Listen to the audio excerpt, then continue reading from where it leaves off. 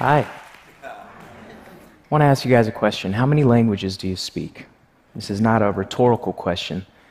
I actually want you to think of a number. For some of you, it's pretty easy. Inside your head, you're like, it's 1, you're speaking it, buddy, I'm done.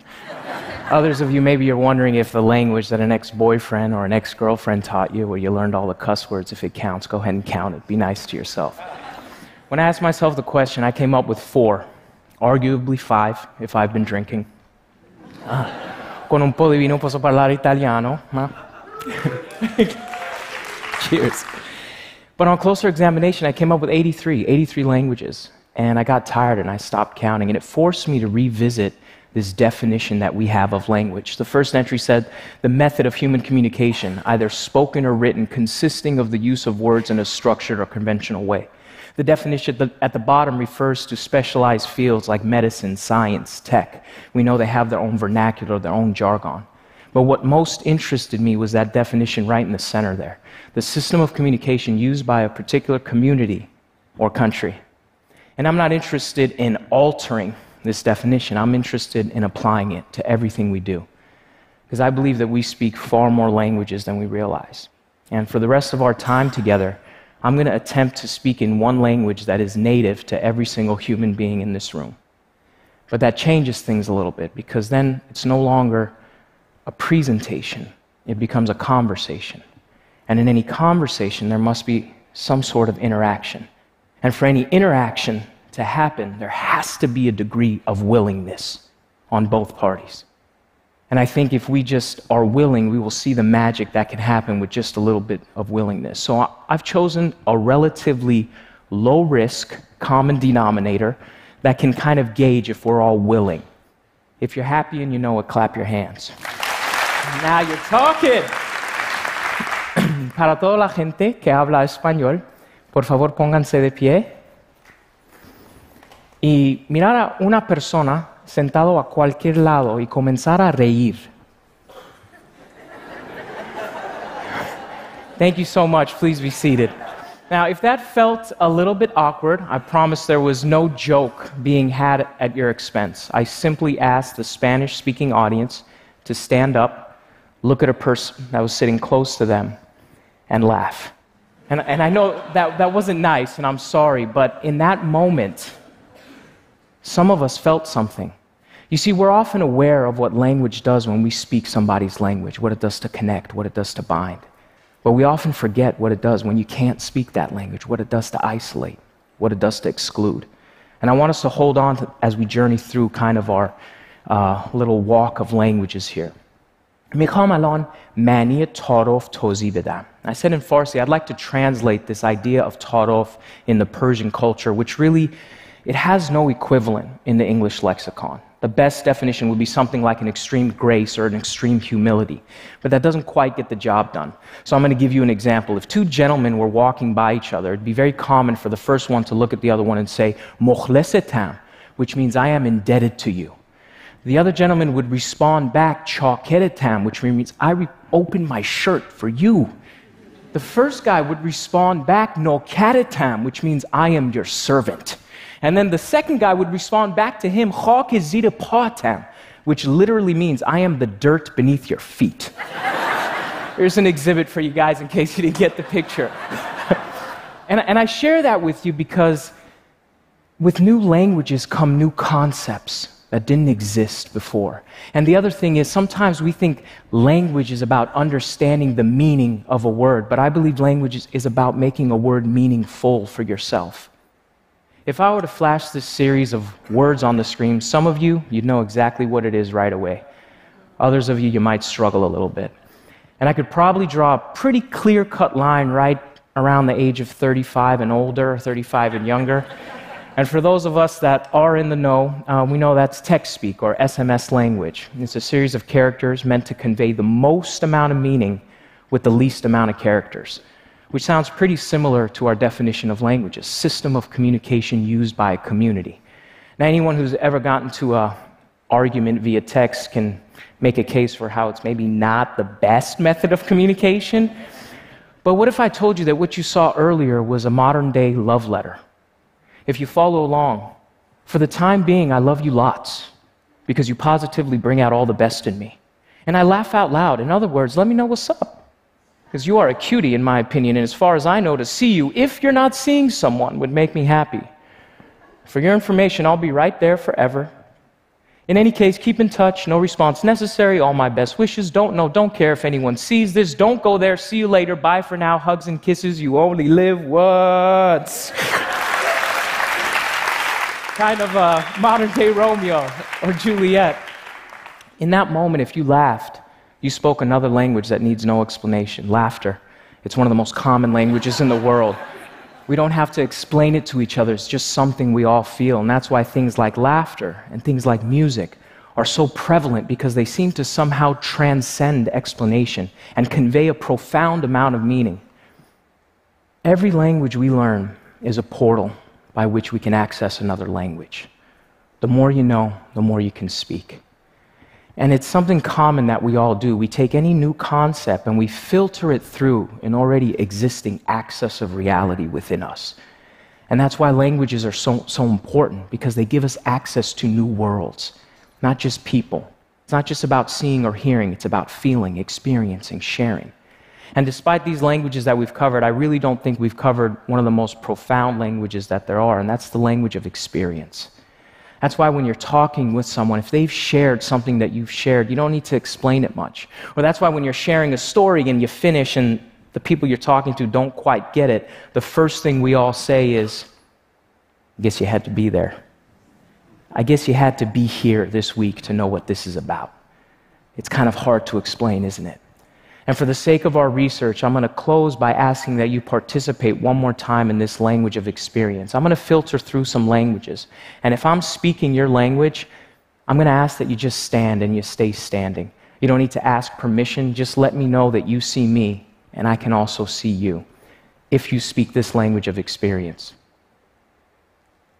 Do you speak this language? When I was growing up in primary school, at the end of the year, we would have these parties. And we'd vote on whether we wanted to celebrate at an amusement park or a water park. And I would really hope the party wasn't at a water park, because then I'd have to be in a bathing suit. I don't know about you, but sometimes when I approach a dressing room, my sweat glands start activating on their own, because I know the garment is not going to look like it did on me, like it did on that mannequin. Or how about this? When I would go to family functions or family gatherings, every time I wanted a second plate, and I usually did, it was a whole exercise in cost-benefit analysis. My relatives looking at me like, I don't know, you really need that? Looks like you're doing okay there, bud. Did my cheeks have a big pinch me sign that I didn't see? And if you're squirming or you're laughing or you stood up or you're beginning to stand, you're speaking the language that I endearingly call the language of growing up a fat kid. And any body image issue is a dialect of that language. I want you to stay standing. Again, if I'm speaking your language, please go ahead and stand. Imagine two bills in my hand. One is the phone bill, and one is the electric bill. Eeny, meeny, miny, mo, pay one off, let the other one go. Which means I might not have enough to pay both at the current moment. You got to be resourceful. You got to figure it out. And if you're standing, you know the language of barely making ends meet, of financial struggle. And if you've been lucky enough to speak that language, you understand that there is no motivator of greatness like deficiency.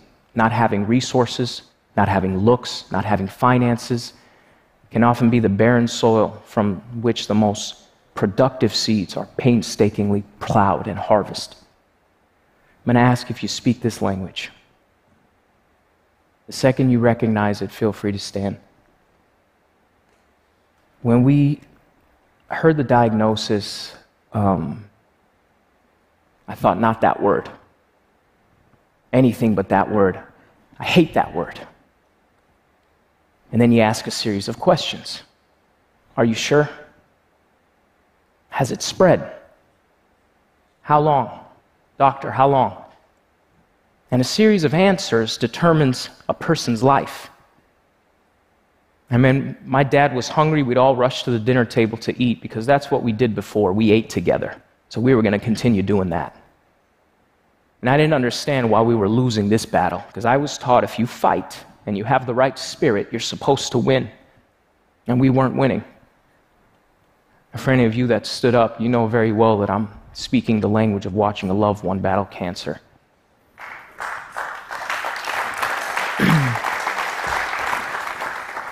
Any terminal illness is a derivative of that language. I'm going to speak one last language.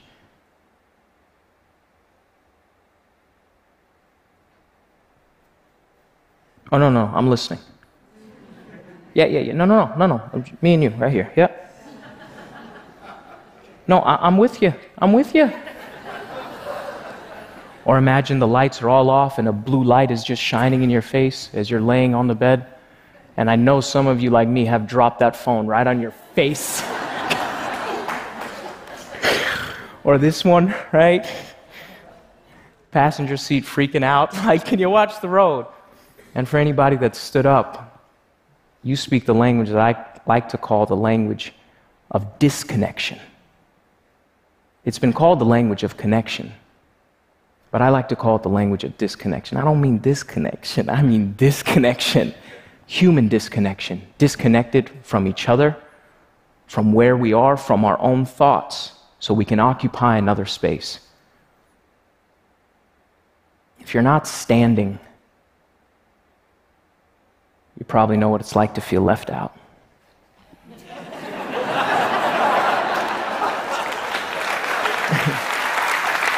You probably, you know what it's like when everybody's a part of something and you're not. You know what it's like being the minority. And now that I'm speaking your language, I'm going to ask you to go ahead and stand, since we're speaking the same language. Because I believe that language of being the minority is one of the most important languages you can ever speak in your life. Because how you feel in that position of compromise will directly determine how you act in that position of power. Thank you for participating. If you take a seat, I want to speak one last language.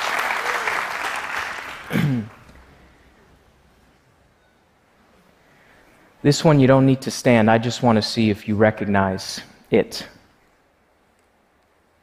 Most of the girls in the world are complaining about it. Most of the poems in the world have been written about it. Most of the music on the radio be hitting about it, kicking about it, or ripping about it. Most of the verses in the game, people spitting about it. Most of the songs in the world, people talking about it. Most of the broken hearts I know are walking without it, started to doubt it, or lost without it. Most of the shadows in the dark have forgotten about it. Everybody in the world would be tripping without it. Every boy and every girl would be dead without it. Struggle without it. Nothing without it. Most of the pages that are filled about it. The tears that are spilled about it. The people that have felt it are real about it. A life without it, and you'd be lost. When I'm in it and I feel it, I'll be shouting about it. Everybody in the whole world knowing about it. I'm hurt and broke down and be flowing about it, going about it wrong because I didn't allow it. Can the wound or scar heal without it? Can't the way that you feel be concealed about it? Everybody has their own ideal about it, dream about it, appeal about it. So what's the deal about it? Are you about it to know that life is a dream and unreal without it? But I'm just a writer. What can I reveal about it? Why is it that the most spoken about language in the world is the one we have the toughest time speaking or expressing? No matter how many books, how many seminars, how many life coaching sessions we go to, we just can't get enough of it. And I ask you now, is that number that you had at the beginning, has that changed? And I challenge you when you see someone to ask yourself, what languages do we share? And if you don't come up with anything, ask yourself, what languages could we share? And if you still don't come up with anything, ask yourself, what languages can I learn? And no matter how inconsequential or insignificant that conversation seems at the moment, I promise you it will serve you in the future. My name is Poet Ali. Thank you.